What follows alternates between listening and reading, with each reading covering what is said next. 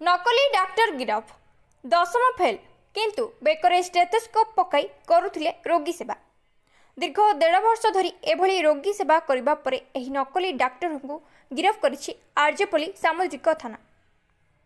गिरफ नकली डाक्टर जनक हेले प्रसन्नजीत सरकार। गत किछि मास हला नकली डाक्टर तथा क्वाक डाक्टर आरजेपल्ली रे बुलुथिबा नै अभियोग होइतला। अभियोग प्रकार आरजेपल्ली सामुद्रिक थाना सान आरजेपल्ली और बड़ आरजेपल्ली रे चढ़ाऊ करथिला। एही समय रे आरजेपल्ली गांधी छक ठारे प्रसन्नजीत सरकार नामक जने युवक बेआईन भावे क्लिनिक करथिबा जानिबाकू पाइथिला पुलिस। सही क्लिनिक रे चढ़ाऊ करिबा परे जाना पड़िथिला संपृक्त डाक्टर जनक बिना लाइसेंस रे क्लिनिक करछन्ते। एपरिकी तांकर शिक्षागत योग्यता 10ମ फेल। गत किछि वर्ष हला पश्चिमबंगरू आसी आरजेपल्ली रे क्लिनिक खोली रोगी सेवा करुथिले। पुलिस प्रसन्नजीत को गिरफ करने सह तांको विपुल परिमाणर मेडिसिन जबत करिछे।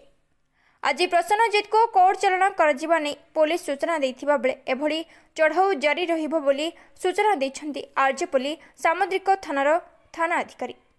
किछि दिन अगर हम खबर पाइथिलु जे एमती किछि शिक्षागत योग्यता न थाकि मते से गोटे प्राइवेट क्लिनिक खोलिछि मेडिसिन दउछि और साधारण लोक मान ट्रीटमेंट करूछि। तो सही खबर आधार में काली रात गोटे रेड करूँ तो जो गोटे लोक आप्रेहेंड करूँ तापर भेरीफाई कलापर जना पड़ा से वेस्ट बेंगल लोकटा आ तार शिक्षागत योग्यता अंडर मैट्रिक से जो डॉक्टर बोली परिचय देकी गोटे क्लिनिक खोलिक मेडिसिन दौला लोक ट्रीटमेंट करूला। आ तो से रिलेटेड गोटे केस 665/25 ताको अरेस्ट कर फरवर्ड करा। केते वर्ष होला से प्राय पाखापाखि 2.5 वर्ष काम कर। नहीं खबर तो मिली आम एपर्यंत 2-3 को भेरीफाई कर सारूँ जनकर लाइसेंस थिला किंतु आर किसी नथिला जेतु ता नारे केस करा। हाँ अंडर मैट्रिक तार मेडिसिन दबार रिलेटेड भी कौन शिक्षागत योग्यता ना कि किसी ना। कोर्ट चालान कराई छी। हाँ कोर्ट चालान कराई। निजे क्लिनिक खोलथि ना को? हाँ निजे क्लिनिक खोलथि। आ कोन जबत हेछि मैडम? हाँ तांकर सब मेडिसिन आ जो ट्रीटमेंट करे एक्सेसरीज जेम स्टेथोस्कोप आ बीपी मेडिसिन बीपी मशीन और सुगर मैपियर मशीन ये सब जबत कराई छी।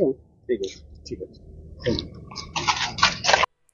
दीपक कुमार पंडा को रिपोर्ट आईजीबी न्यूज।